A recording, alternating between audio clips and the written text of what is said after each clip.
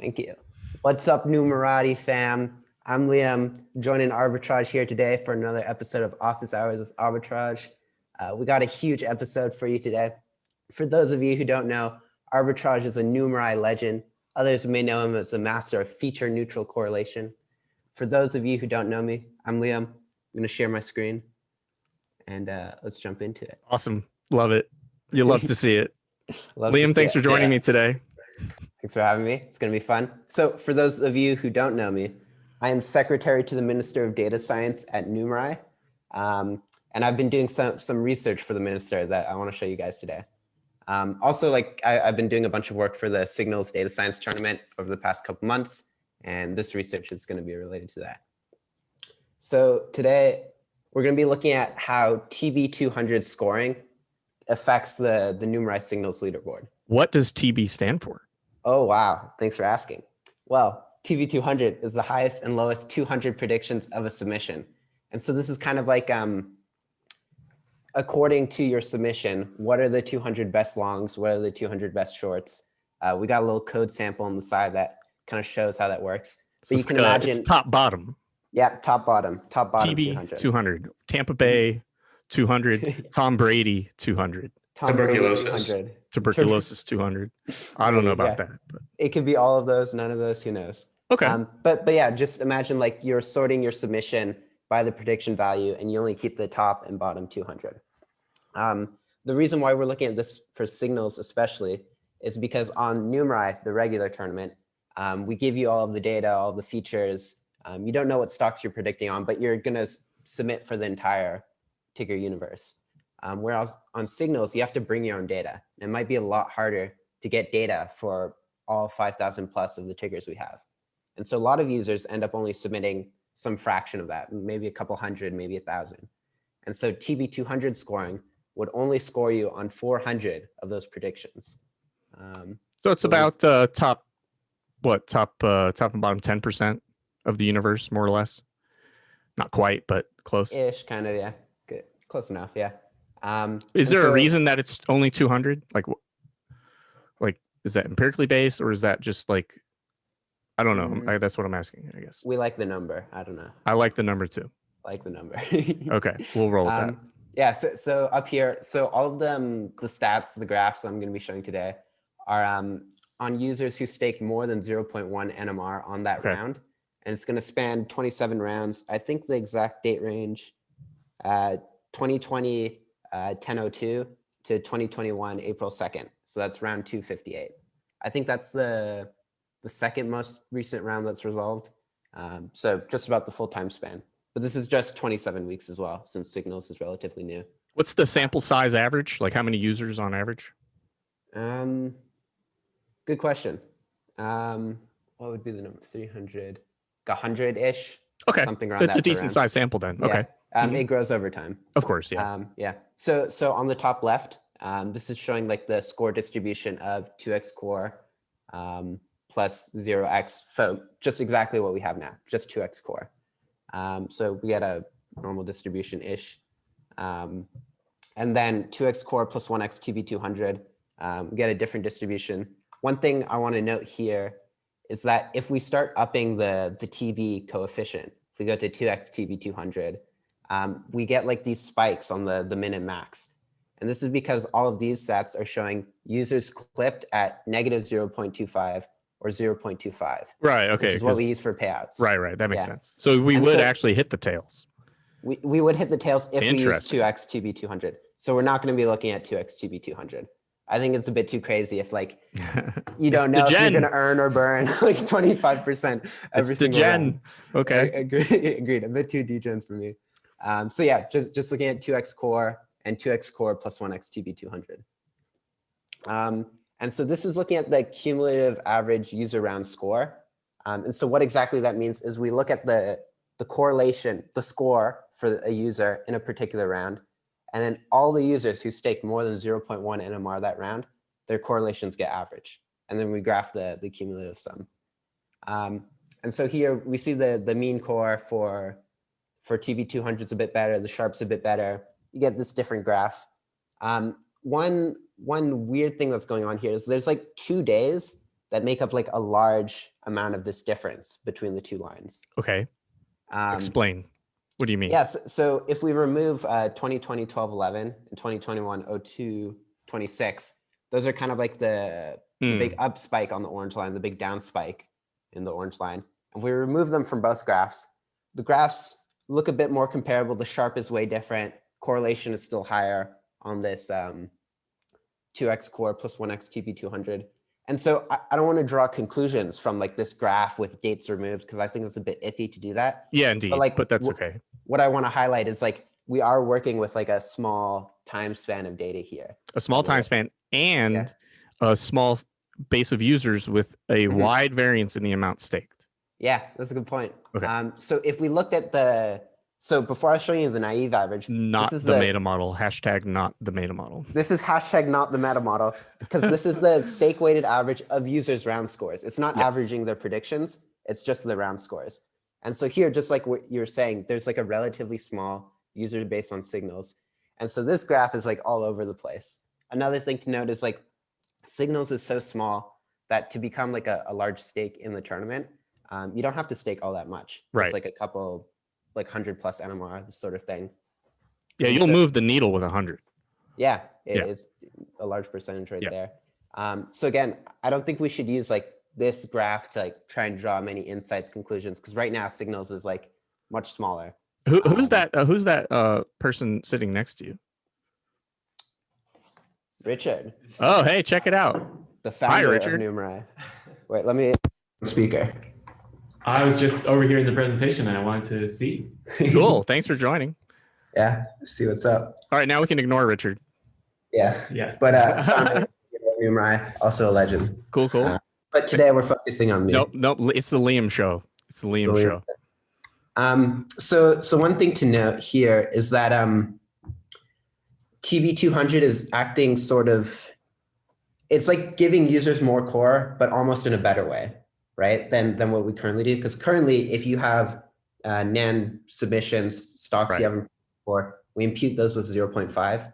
TB200 will get a better sense of like, what is the actual signal you're giving us? Are you going to restrict the minimum submissions to be 400? Because right now you can submit a minimum of what, 20? So if you only submitted 20, we would first look at the correlation of the full thing, right? So you get a bunch of 0.5s imputed, but then the TB200, you get 10. Let's say if you only submitted 10 stocks, you get 10 that are regular, and the rest would still be imputed with 0.5. Okay, so it would still work. I get that's kind of what I was fishing for. Yep. I didn't know maybe if you would raise the minimum required submission to kind of force people to give you information that's helpful. Other thing to note is we're not saying we're going to switch to TB200 for sure. Right. Anytime soon, this sort of thing. This is just like some research we've been doing, looking at the stats. But the thing I want to mention here is giving users more core would just act as leverage. Right. Giving users more TB200 in addition to the existing core is kind of like leverage, but better. Leverage 2.0, whatever you want to think. But the question there that raises is like, okay, what if we just gave users 4x core? Like, would that look basically the same? Is there any difference here? And so there is a difference. It's not like huge day and night, but there's a difference with core sharp of 2x core plus TB200 being a bit higher than 4x core. Mean core being, I scaled it so they would be about the same, the cores here. And one other thing to note is the reason why 2x core and 4x core have different sharps, despite being like the same thing, but just like leveraged, is that we're clipping user scores to the negative 0.25 or positive 0.25. Right. And so because of this just means like 4x core is getting a bit more clipping on the ends. There's more users who are getting the max earn or max burn per rent. So on to the next. I also wanted to show the look at the top Signals users, because if TB200 acts kind of like leverage, a bit better than leverage, but kind of like leverage, we'd expect it not to make the tournament easier for every single Signals user. It'll make good users earn better and bad users maybe burn a bit more. Right. And here we kind of see that we get a nice uplift in the mean core, the core sharp here. And top 20 signals users is defined as like imputing round scores. So it's kind of like how we do reputation. Reputation, we impute negative 0.1 for any missing rounds, and then take some like funky weighted average of this. What I'm doing here to determine the top 20 is imputing blank round submissions with negative 0.01. So an extra 0 in there. And then looking at the top 20 of those, just raw average. Okay. Reason for the extra 0 is if you don't do that, then it like skews it. Like signals is relatively new. Things get a bit funky if you overweight missing rounds a bit too much. But yeah, here we have this chart. And then the last thing was looking at individual users as defined by the top 20. And Quick, JRAI, take a screenshot. Mom, get the camera. Yeah. No, this is helpful. I was actually going to ask if you could provide some data on individual models, because that would help us help you, because then we would be able to give some feedback. Yeah. I am too new, and I only started staking like 1 round ago, so I didn't expect to see anything with my name on it, but it's good to see some familiar faces here. Yeah. JRAI, you want to do a quick hot take? Put him on the spot. I actually did just take a screenshot. Yeah, I mean, my main question was just going to be whether we were going to get these sort of, I guess, pseudo back tests on what we've already submitted. Yeah. So for the 27 rounds or whatever, for people who submitted, we can see some stuff. This is using 1x core plus 0.5 TB200, because on the website we graph with 1x core, even though we pay out on 2x core. So just like a weird note thing there. But yeah, this is what the individual top users would look like. Yeah, look at algo time. Yeah, I was looking at that too. I was going to say that too. It's interesting to see like the spread is really thin, and for others it's the opposite. Yeah. I only see one that it strictly hurts, and that is the Signalet. Yeah. Signalet. But no, these are the good users, right? Mhm. So Yeah. it shouldn't hurt these ones. Right. Oh, it's just a quick observation. I was just noticing that. I'm not familiar with how their performance is in the live tournament. So, okay, cool. Cool. And I think that's just about all I have for you guys today.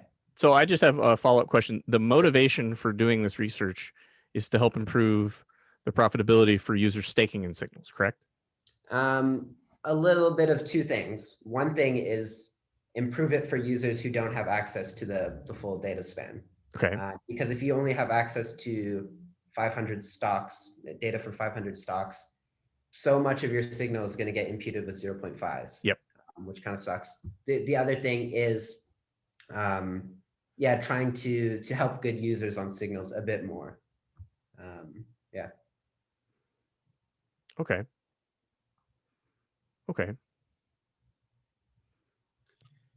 I was hoping somebody would post a question, but I see none. So I'm the captain now. You're the captain now. I'm taking back over. Okay. Should I stop screen sharing? Yeah. Okay.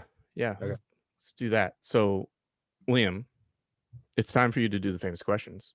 The famous questions. The famous questions. Here, let me All right, I'm ready. drag it over. I'm back. Oh no. Where on earth do you live? I live with the founder and CEO of Numerai, the one and only, in San Francisco. San Francisco. I moved here, beginning of December, and was actually here a bit earlier for university when I was there in person. Got it. What is your official job title at Numerai? On LinkedIn, it's secretary to the Minister of Data Science. You really put that in your LinkedIn? It's on my LinkedIn. That's Mike awesome. Pease is Minister of Data Science. Yeah. I like it. We switched to this internal system. Like we have ministers responsible for stuff, whatever. Is that a response to Elon Musk doing that? Is it? Did he do that?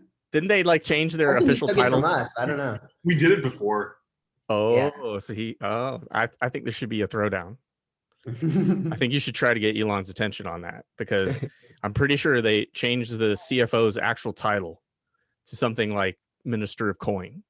Minister of Coin. No, I'm serious. I'm pretty sure that Master of Coin, something like that. And I'm pretty sure they actually put it in SEC filings. Mhm. So Nice. just saying.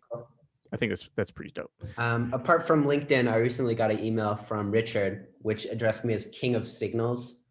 So I'll accept either secretary or king. Nice. King of Signals and God of the Universe. That's a stretch. That's a stretch. I don't know if I can't endorse that one. Helping with the ticker mapping of the universe. I got to thank you, Liam, because the ticker mapping that's a clutch save. It's helped a lot of people. I know that for sure.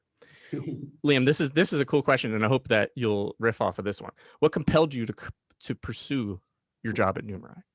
All right, let me tell you a story. Let's hear a little. We'll get to the answer to that question a bit. Yes. All right. So I'm a young boy. A young lad, a wee lad. Off to university, off to see the world. I go to this university called Minerva in San Francisco. And I'm kind of thinking, why am I even going to uni? I've done like AI internships. I can do cool stuff, but I'm going to go there to like meet cool young people my age. Right. First month, all I do is talk to people, have a good time, learn about them, whatever. End of that month, I think everybody here is lame. I would not want to date anybody here. I will not become best friends with anybody here. You wouldn't become best friends with people there? That's awful.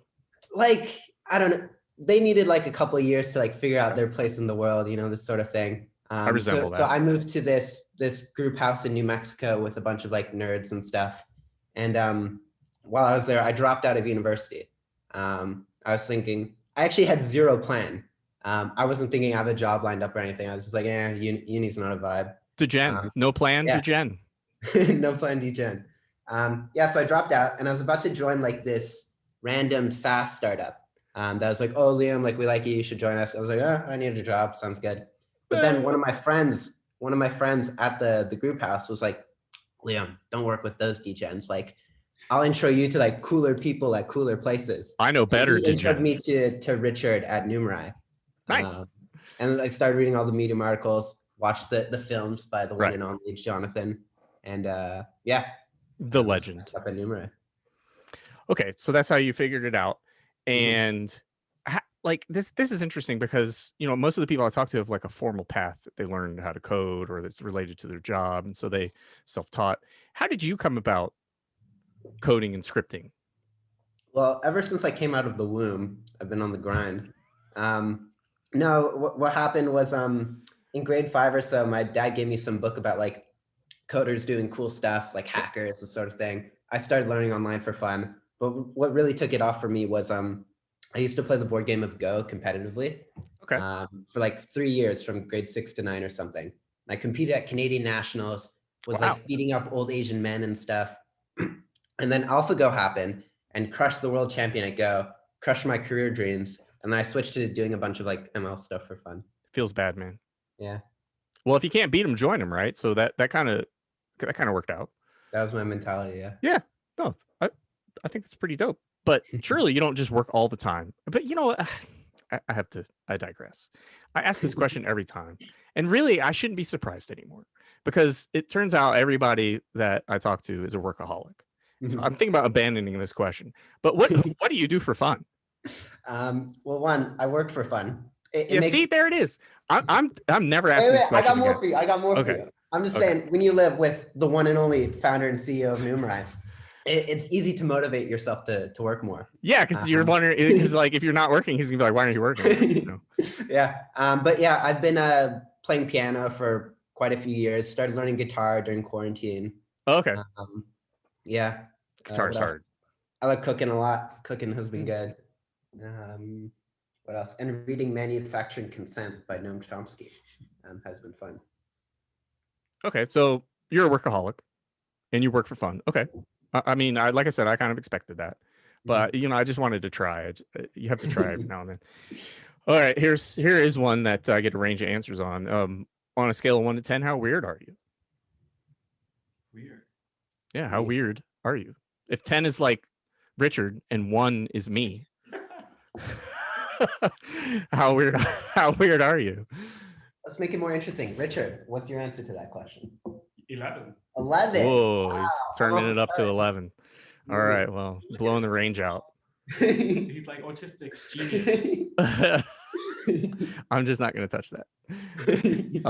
That's okay, cool. What are you not very good at, Liam? What am I not very good at? I'm still like pretty bad at guitar. I'm learning, but it's hard, man. It's hard. He can't imagine images in his mind. Oh, this is true. All right. So if you all look at my face right now. Now close your eyes and visualize my face. You probably have some like actual visual. Like it's like you actually see it. It's called a memory.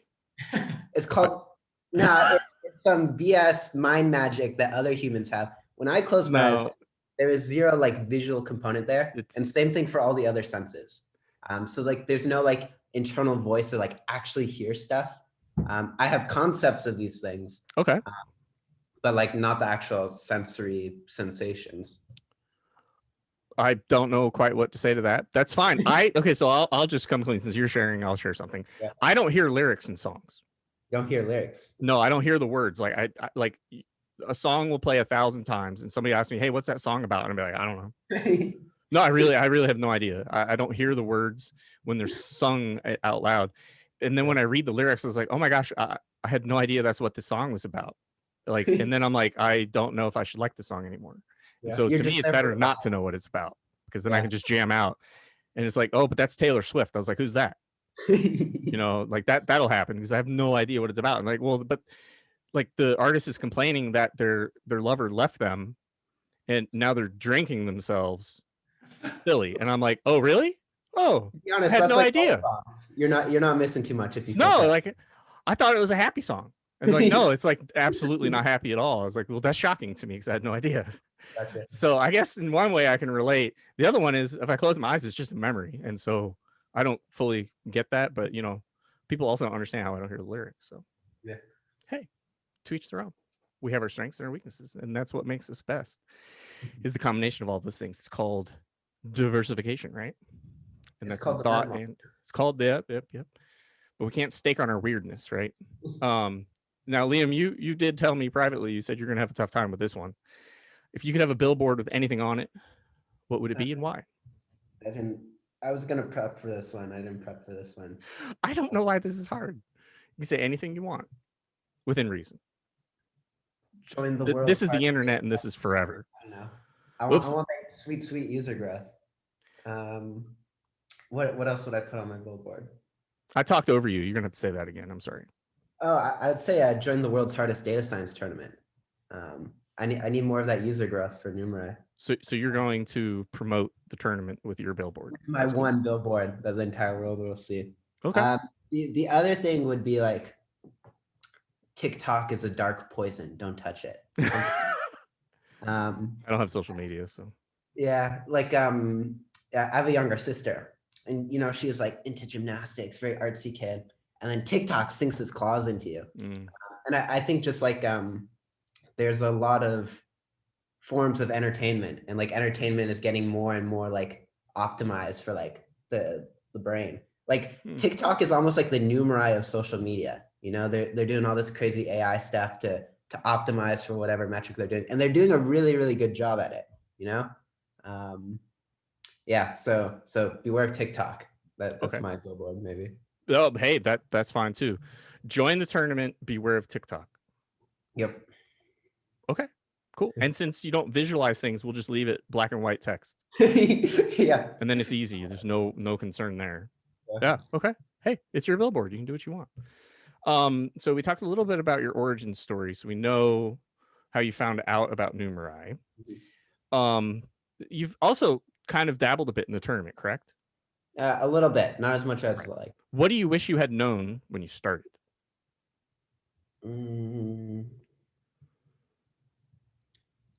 I wish I'd known like how consistently good payouts were on the tournament.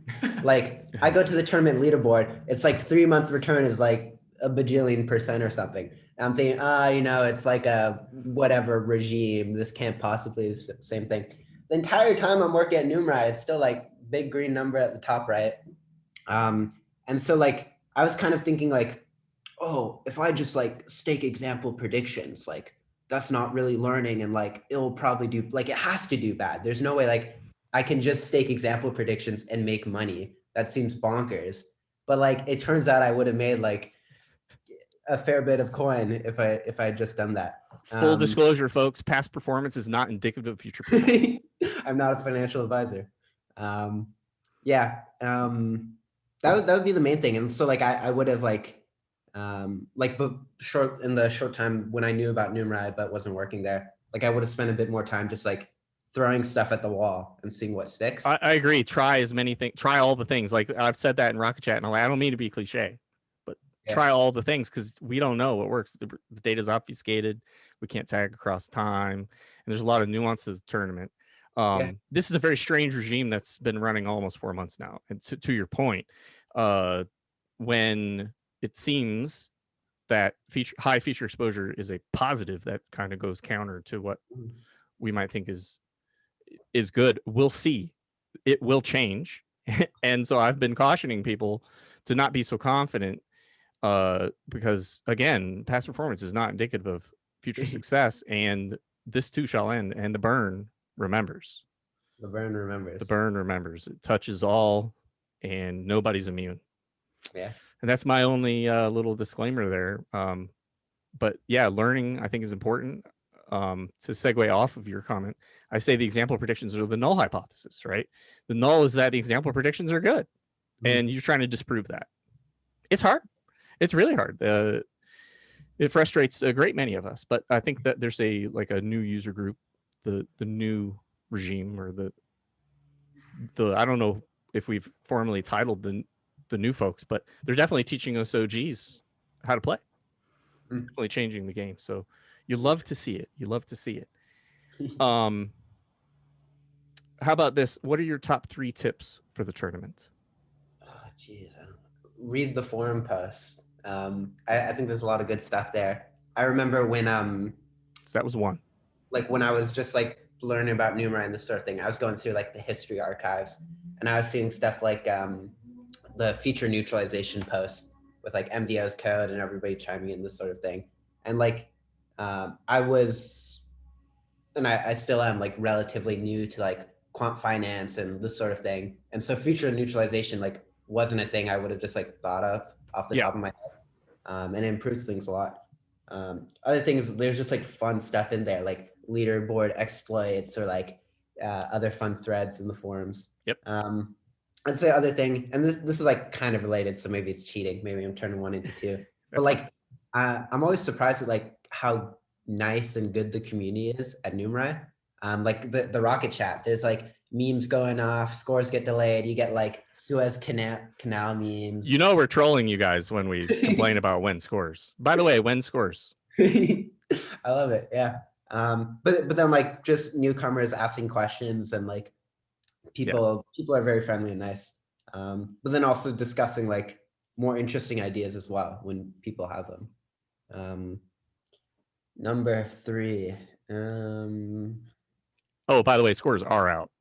Scores are out. Scores are out. So huge. And it's a Thursday. Wow. Christmas. Yep. Yeah. I'll take it. Take it. So we got one more. I don't know. Neutralize yourself to the features. I don't know. Try it.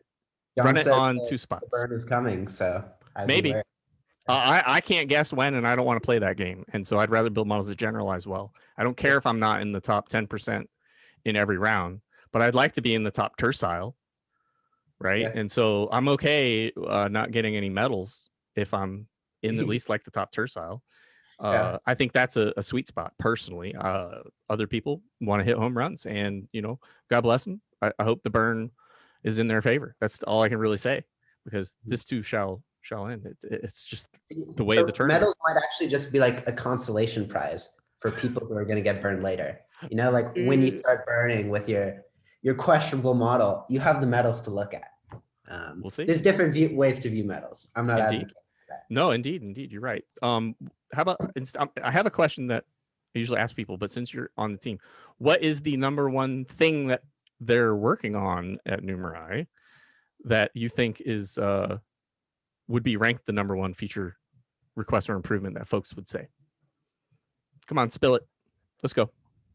I don't want to spill trade secrets, if I don't try, then I don't get an answer. So come on. I think one thing is was addressed at the Fireside in that see, you're not getting new info. Oh, see, look, I have to try. that employee staking is getting rolled back. There was a bit of a community backlash, uprising. Yep. And from what I understand, we're making employees slowly remove their stakes till it's something like 1.3 NMR due to minimum staking stuff. Right. Yeah. Okay. What are you working on now besides the TB200? Good question. I've been looking at signals validation diagnostics as well. There's some funky stuff where you have to make sure you filter out cheaters. So there's some people who just like upload historical targets. And so their AI will be like a bajillion %. There's other people who it seems like they just like overfit on the validation data. But yeah, just looking over time, are people improving on the validation period? Nothing conclusive to share there yet. Yeah, it's really hard to tell because of the 0.5s being filled in. And if they didn't, like I cautioned about this in Rocket Chat, if you're looking at your validation diagnostics locally and you left join on your prediction file instead of left joining on the target file, then you're not getting the full universe per era. Yeah. And so that will give you a false sense of how your model performs because you're not getting the 0.5s filled in. So instead, join on the targets and then fill, pad it with 0.5s. And that will give you the closest approximation locally without being neutralized. So then when you upload it, you upload that version of it or allow you all to fill it in. But either way, so then when you get feature neutralized, you can see the difference between your local validation and what you show on the website. And I think that's a very important thing for people to do. Yeah, that seems like it could be a common slip up. The other thing that I'll be moving on to is I'm king of signals. I'm trying to become god of the universe. And so I'm going to be working a bit more on I remember you were reporting in our ticker universe, we have both Goog and Goog with an L. This is Google Class A and Class C shares. And doing a bunch of other related things with how we define our universe. Yeah, making sure that you pick the most liquid name because ADRs give you the potential for having multiple representations of the same stock just in different markets. Yep. There's currency conversion risk there and other things to consider. ADRs in the universe? I'm sorry, go ahead. Have you noticed any ADRs in the universe? I have not looked for that, but I would assume that most of the U.S. listed names that are international companies that you're selecting the U.S. ADR because it's more liquid. That's just my guess, but I don't know that it matters. But it could. For instance, if it's something that's traded, it's a German company traded in Germany but has an U.S. ADR. I don't know which is the preferred one for you, but I would imagine U.S. because you don't have the currency conversion risk. But we've never talked about it, and I don't know. But since you asked, that's me ad-libbing with you. Liam, I have another question about career advice for folks because you've done that. I have a lot of career experience, yeah. Well, no, you've transitioned from university to the job world in data science. So what advice would you give to someone who wants to become a data scientist?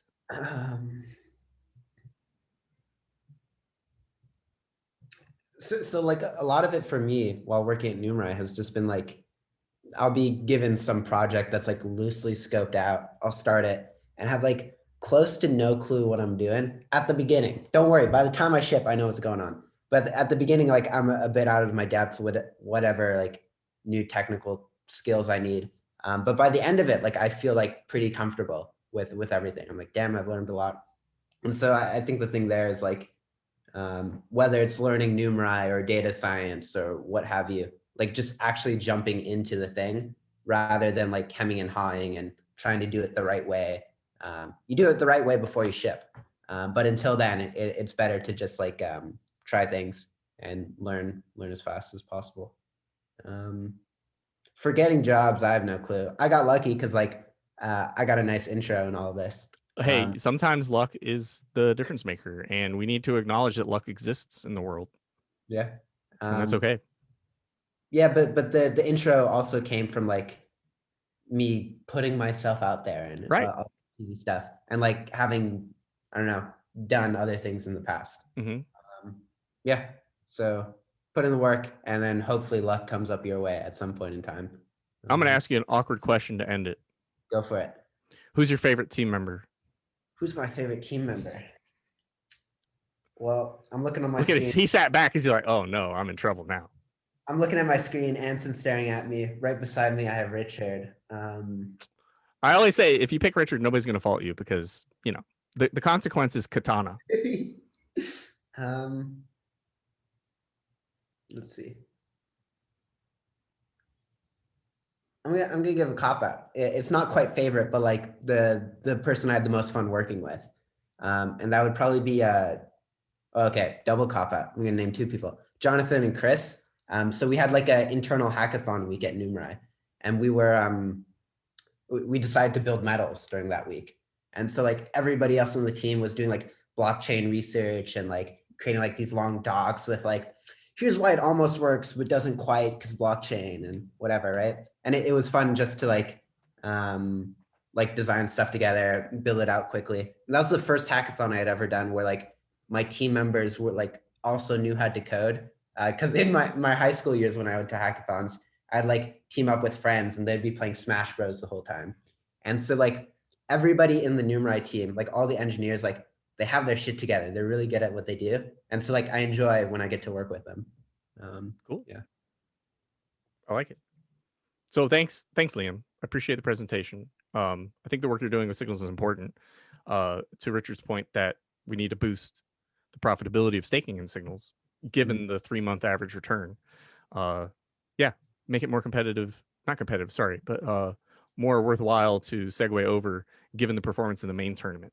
Yeah, we'll do our best. Yeah, no, this is definitely progress in that direction.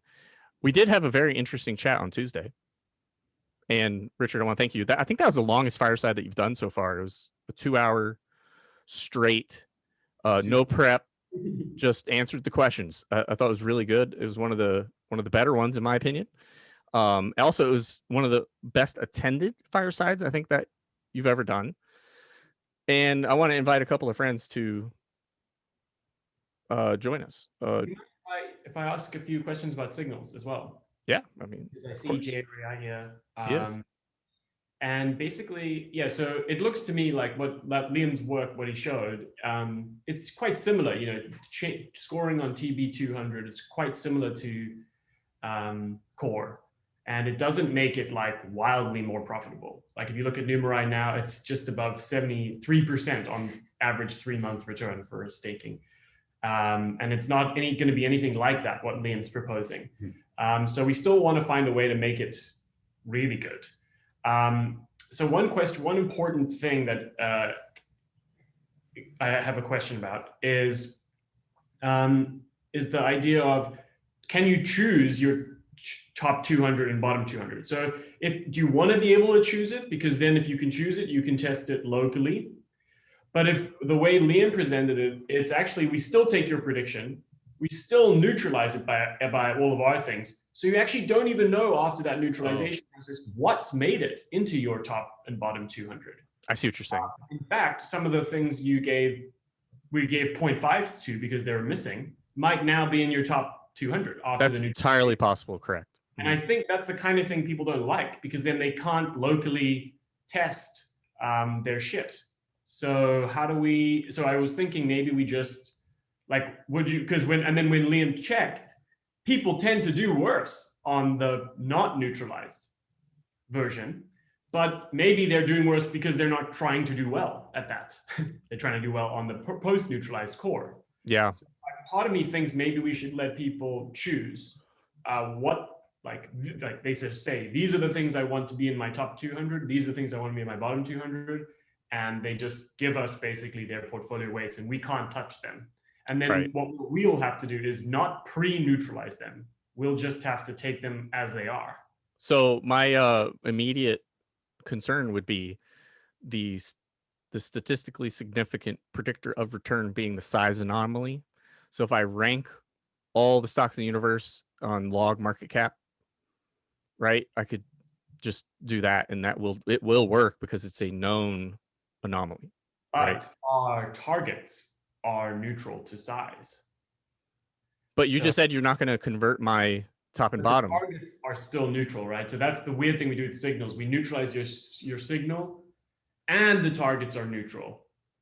But we could just not neutralize your signal, but the targets are still going to be neutral. So the targets won't change, but you're going to have to now get your top 200 to have a lot of the right score values. I got you. Okay, that was just the thing I was thinking about, because I've postulated that, you know, the known anomalies in finance that are controlled for in every paper that we do. You know, if you look at Fama French 3-factor model, it's controls, right? And so if you just submitted the known controls, then potentially you could, you know, you're not really adding any value because we know that you're neutralizing it already. Yeah. So that's all. That's why I asked that. But I did bring in 2 of my friends who like to talk about signals a lot, and so I pinned them to the screen so we could see them. And that's JRAI and JRB. By the way, JRB just moved, so we're very lucky that he joined us. Thanks, JRB. What do you 2 think? Yeah, my first take is that I like it. Like TB200 is a really cool way of increasing and decreasing payouts. Like JRB and I had talked about it a lot. We didn't know how you were going to do it while keeping the symmetry, because that's kind of crucial to the tournament. So this is a cool way to do it. Then my next take is it adds a lot of complexity, especially when we're now talking about whether we're going to neutralize it or not. I think it's already, there's kind of a lot of hurdles for people to come into signals. This may be another sort of hard thing for people to wrap their heads around. That said, I still like it. I think then you introduce a lot of cool new techniques where you can make like calibrated models to really increase your confidence in your top and bottom. But yeah, I wonder, I'm not sure like what's optimal, whether you neutralize it first or not. I like seeing these back tests where it's first neutralized. I guess we just have to test the non-neutralized version too. I'm curious how much our predictions really do get reshuffled after you guys neutralize them. That would be interesting to see. I would be curious the proportion of the fill-ins that made it into my top and bottom versus my own selection. Like I have some that I submit US only. And so I'm curious, after I'm neutralized, how much at the top and bottom is mixed in. Yeah. You know, because that may change my behavior. But you know, I actually jumped to thinking about the implementation.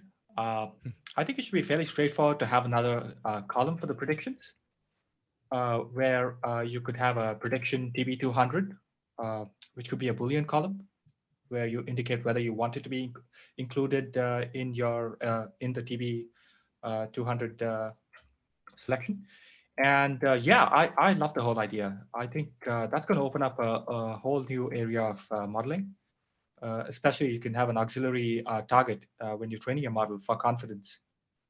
And yeah, this is something which has been very well studied in the field of adversarial robustness of machine learning models. So yeah, I think there'll be some great outcomes out of this. What do you mean? What's been studied?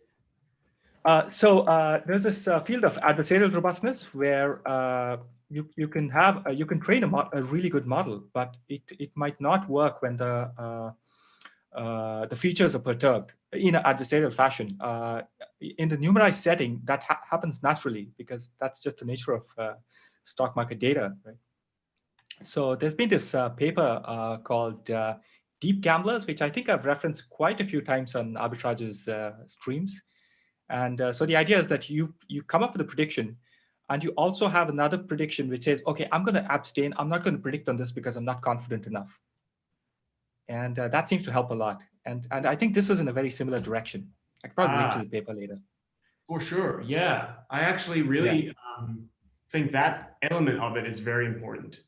You might have if you have a strange feature vector, like he's like, man, I've never seen this feature so high and this feature be so high at the same time. The model is giving me a very high score, but I've never seen this before. So I'm going to put that in my portfolio. Yeah, in some ways it's combining anomaly detection and supervised learning. Yeah. So it's definitely a much deeper kind. There's a lot you can do. We don't know how to how to do well in this. Yeah, the title of the paper is Deep Gamblers Learning to Abstain with Portfolio Theory. Cool. Yeah. Okay, so any gut reaction on because Liam's already shown that if we pre-neutralize people, on average, they do better. But then you won't even know what's in your TB200. But the whole point is that you're gonna. So do you want to know what's in it? Do you want to be able to just literally upload a column, and it's a Boolean column? It's got 100, 200 ones and 200 zeros, and then we have to use that. Yeah, that totally makes sense. Well, that also that makes me wonder then again if you would require a minimum 400 ticker prediction set. Yeah, interesting. Maybe we would for that. Is that a game that we can choose to play in or not? Yeah, I think it would be. I think we still want you to be able to play core exactly how it is. Okay. So it's like a little bit like MMC. You sort of play TB on top of the same thing that you're playing core with. Rob's asking in Twitch chat, why add 0.5s and then neutralize? Why not neutralize and then add the 0.5s? Because that might not be neutral. Right. I just wanted to fit a question in so folks can see that I am trying to work in the various chat options. GRB provided the receipts in the Zoom chat. I'll try to make sure that that link to the paper is included. Yeah, so okay, so now you've asked us some stuff and we need to decompress the Fireside. So I'd say the biggest thing was ending the employee staking. It seems like the community really responded well to that decision. And so I would say thank you for getting to that point. That to me was the biggest one, but I'm going to ask my guests what they thought was the biggest takeaway. JRB, JRAI, what did you guys take away? I think the TB200 mentioned was the biggest takeaway for me. I mean, besides the staking bits. Yeah, I was going to say the same. TB200 is kind of on my mind. I still have more questions, obviously. Indeed. Yeah, and so MMC is still going to be now on correlation, or like, can you do an MMC on your TB200 or? Yeah, good question. It does seem like a possibility of a TB meta model. Yeah. Also, what is if we add everyone's portfolio together, everyone's TB200 portfolio together, what is that called? Like the meta portfolio. And how do we add the meta portfolio into the meta model? Like, I don't know. That's your problem, sir. I know. Well, I just think we should be collecting this, because this is the real game. You do not have to predict on, you do not have to buy every stock in the world. You don't have to take a position. You only have to take a position on the things you have a lot of confidence in. And that's the real game. And you'll see how much that influences your thinking. One thing I want to do is when you upload your score, when you upload a signal on Signals or Numerai, maybe, but Signals to start with, it shows you what's your feature exposure in your TB200. Yep, that would also be pretty beneficial. Your signal has feature exposure, but in your portfolio, you constrained it. You said, you know what, I'm going to make sure it's not too high. And what's your drawdown of your TB200? Forget it, who cares about the drawdown in signal? So these kinds of things start being like, oh, okay, now I can see how I can make a thing that actually never draws down. It's a layered problem. Mm-hmm. Yeah. Richard, you and I spoke about this just a little bit when I saw you in Florida, and I said, this sounds like it's another game. And I don't want to play multiple games. I want to play one game, one that I can directly optimize for. I still feel like that's the case. Change my mind. Yeah, I do think it is another game, and it's a harder game because the sort of industry state-of-the-art solution to this is, well, what you do is you make a signal, and then you make an optimizer that turns that signal of 5,000 stocks into 400 positions. Indeed. And within that portfolio, you're neutral to all kinds of things you want to be neutral to. So that's the And so a lot of people who know machine learning, like me, don't know that much about optimization. And people are gonna have to learn, well, how do I have this feature exposure in my TB200, but I actually don't know how to get rid of it. And you're gonna need an optimizer to get rid of it. We can give you ours, potentially. Maybe MDO wants to give it to you. Just a simple way of reducing, just like we give away the feature neutralization code for signals, there's an equivalent thing we can give you for the portfolios. But I think more than that, I actually think even if you don't want to play this portfolio game, you will learn a lot by thinking about it. And if we show you, if you have two signals and they're performing equally well on core, but one has a really bad TB200 risk that you didn't know about until now, because now we're showing it to you. Maybe you want to stop using that one. Maybe that's the one that's going to really burn, the one with really exposed extreme values. So I think it's very useful little stat to know. And that's why I quite like putting like things that you haven't thought about. Like maybe no one's thought about their TB200. Maybe no one's thought about their Richards dependence. And once you start thinking about it, you're like, oh, okay, now I know how to change the cost function of my model to integrate some of that. Yeah, I mean, I've mentioned this just in passing, but if you have your number, like for the shorts, if your number one pick in the shorts, doesn't matter if you can't get a locate. So I don't care if it's your number one pick. You're wrong just because there's no available shares to short. And so that's something that we can't model because we don't have that data. And if we were to be tasked with it, it just becomes this bigger and bigger and bigger problem. And so one thing we're doing in the universe, if you had a prime broker, you might discover that a lot of the things there are locatable and shortable. Right. And I figure that there's some screening mechanism. You wouldn't provide it to us if you didn't have the parameters that you needed in order to enter and exit a position in some parameter space that's predefined. I understand that. But with an optimizer, it still does come down to, if we can't scale into a certain position, it has to be balanced on the other side with others. And it's a very complex problem, but a fun one. Portfolio construction is something I'm very interested in, always have been. And it's an ever evolving space. And that's what I would tell people. So this TB200 gets us closer to that kind of an environment. It's a very interesting puzzle. JRB, JRAI, what else? What else did we get from the Fireside? Well, your point on employees unstaking, maybe I have a not popular opinion. I kind of liked, Michael Oliver being a whale and having a big stake. So that's my take. I don't particularly care one way or the other, but I was a little confused by all the strong feelings against it. I got one for you. What if they allowed outside staking and MO could outside stake? Boom.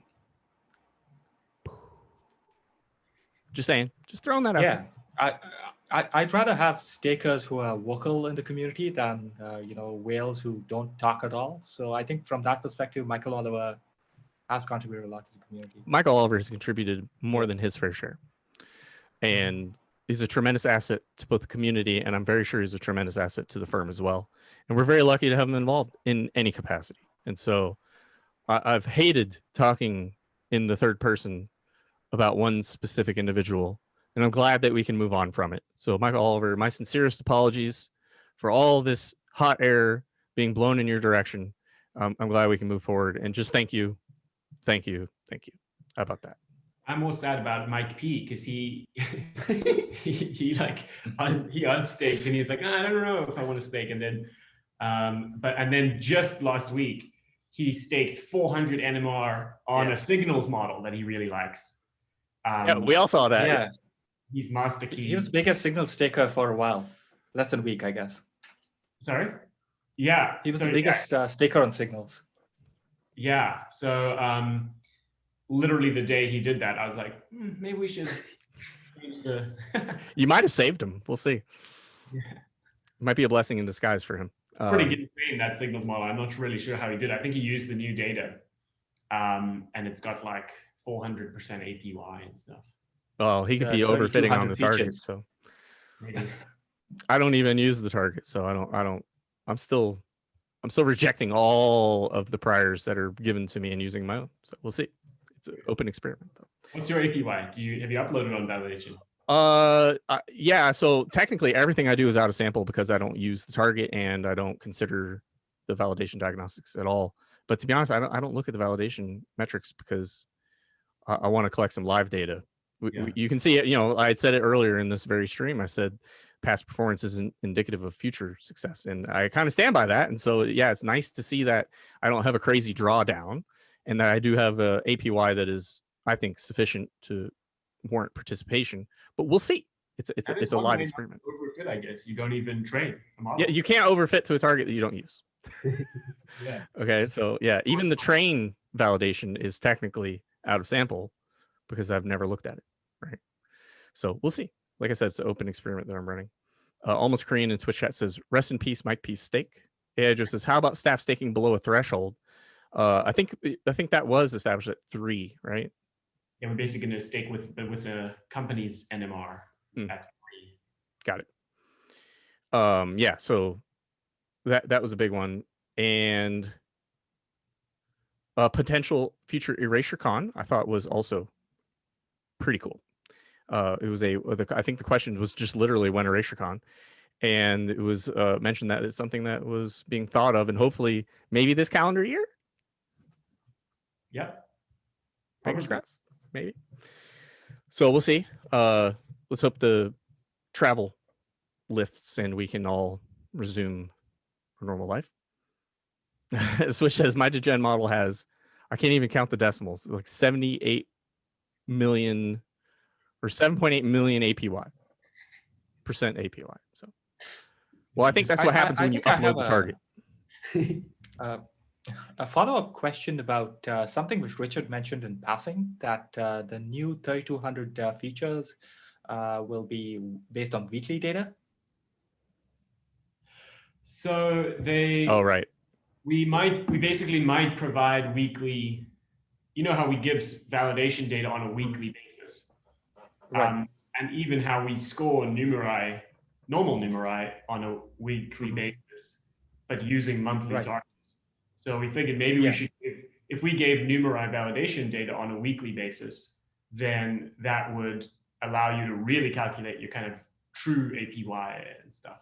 Yeah, it fills in those 3 missing weeks because of the strong autocorrelation between rounds. Yeah. And then it's like, well, maybe we should give the whole training data in a weekly way, if you really want it, like if you request it in a special call, because it's confusing for a lot of people because the overlap will make you overfit really badly and you don't know what's going on. It could be horrendous. So you're gonna have to not do that. But I think it's the kind of thing we want to be able to give. I don't know if it's gonna be like the first version of V3 data, is what we call it, but it might be something we do soon. Yeah. And related to the data, I thought it was also very good that we'll be able to identify the current columns compared to the new ones so that we don't necessarily have to retrain. And also you announced that there's going to be 2 or 3 new targets. Yeah, maybe some new targets. That's dope. I kind of want to raise Bernie from the dead. Oh no, not me. I don't think I did well in Bernie.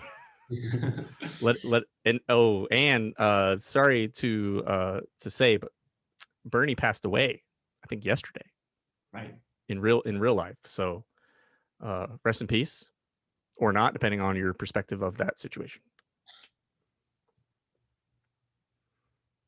Okay, we got a couple minutes left. I don't have any questions in Zoom, just commentary in Twitch. Anything else, GRB? I like all the blockchain hires. I think I've been a big proponent of bring your own wallet. Obviously a big DAO guy. So I think to actually do a proper DAO, we kind of have to have our stakes being controlled by us in our own wallets. So that'll be cool. It sounds like it's in the works. It may take a little while.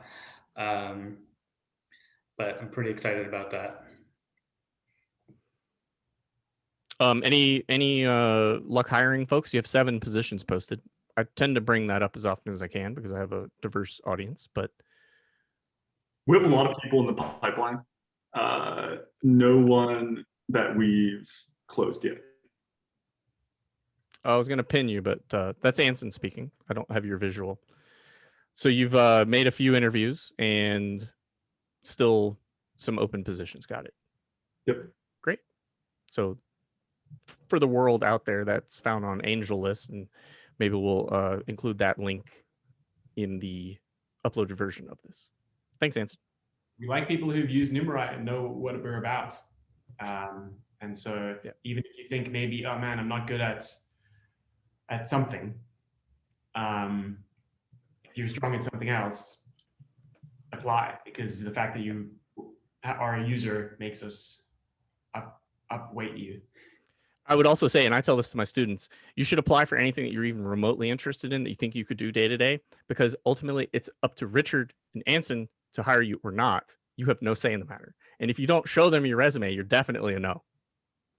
But let them at least have a look. So I do pass that advice on to folks, and I would say that to anybody that asks for career advice. Just send your resume in. If anything, just say, hey, I'd appreciate an honest take on what I have to offer. And that's valuable. You just don't know what opportunities are there until you let somebody take a look. So, yeah. Yeah, I think the new employees taking ban possibly would discourage some. It might discourage some folks. It might discourage some folks when your weekly income is sufficient to prevent you from having a real job. Yes. Yeah, that could, I don't know. We'll see. Yeah. NJ did post the AngelList link in Zoom chat, and we'll try to get that out for folks. I don't think I can copy it from here.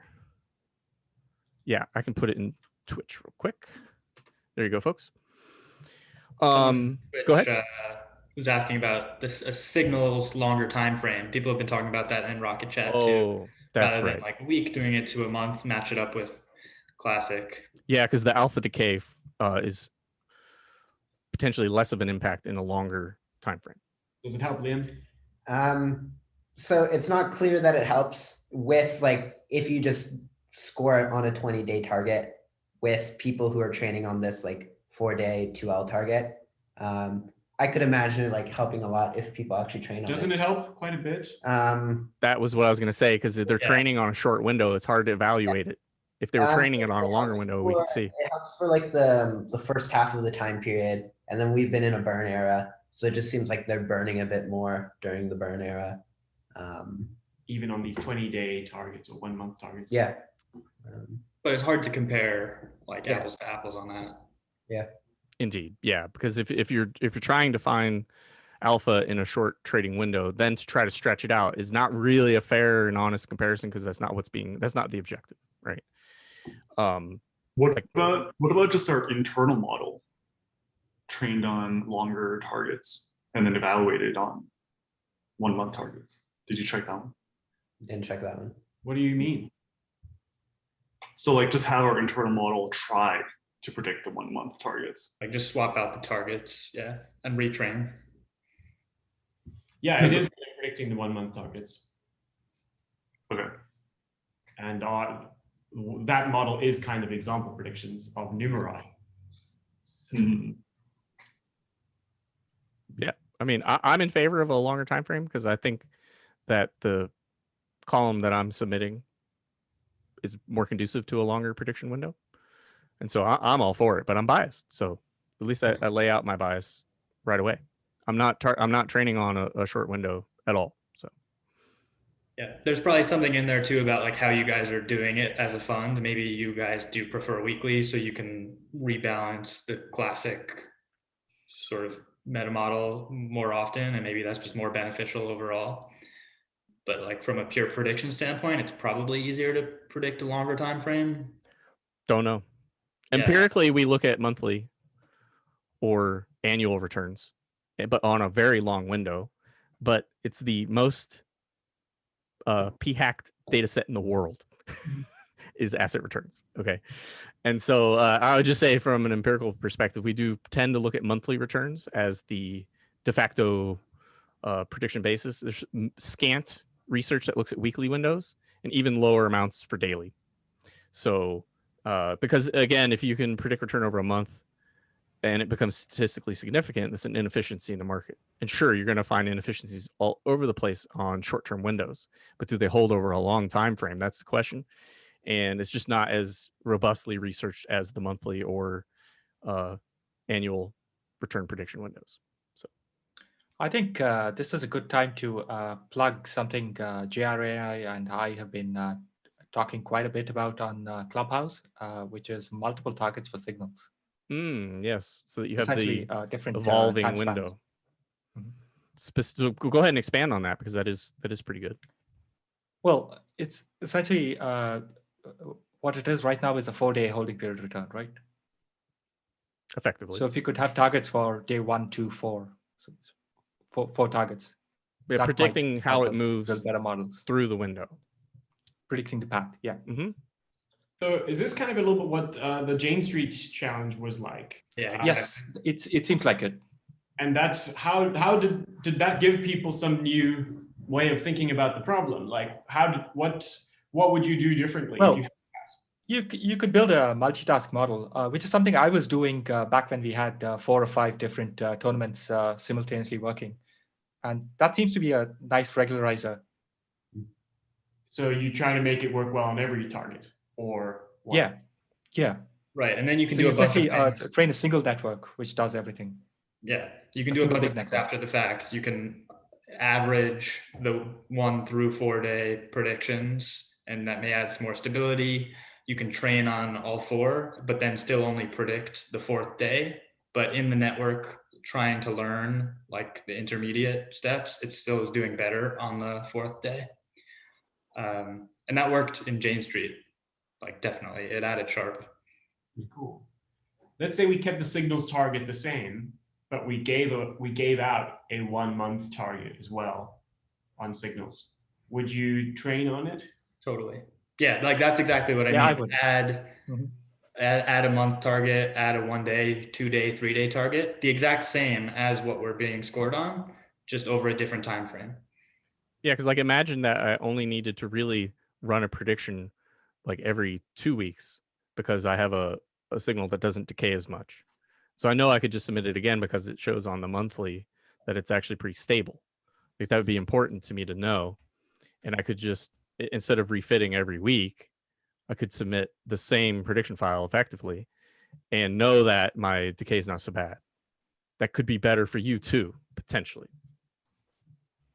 Stability, at least. That could be interesting. I think it's cool. I think I also like it for Numerai. We have a lot of target ideas, and then we kind of choose the best one. And then it's like, well, maybe the other ideas are worth giving out, because even if they're not the best according to us, they could help someone. Maybe. Yeah. Somebody in Twitch chat says the Michael Jackson portrait is gas. Is what? Gas. Gas. Please help us, Liam. We're old. It's youth lingo for Ethereum gas. Yes. And we all love Ethereum gas. So I got gas costs on my mind. I lost thousands of dollars just being here. I was told in Twitch chat what it was, and then I can't say it out loud. Sorry. It's good as stuff, but stuff is not cool. exactly what it is. Yeah. Okay. I have now learned. Today I learned.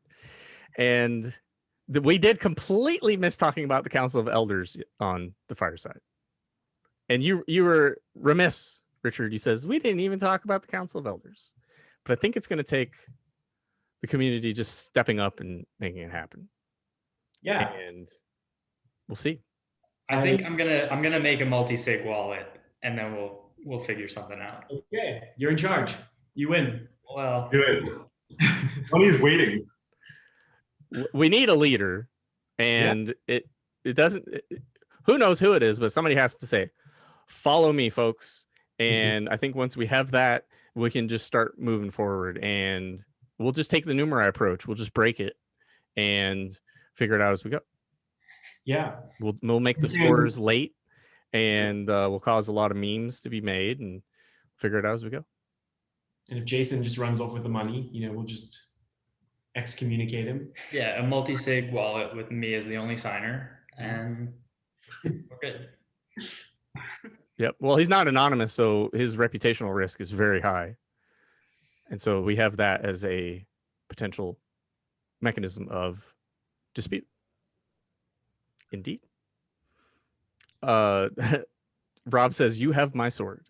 So I think he's the Lord of the Rings throwing down your support. So, all right, I am stalling a little bit to let some questions roll in, but seeing none. Anything else, folks?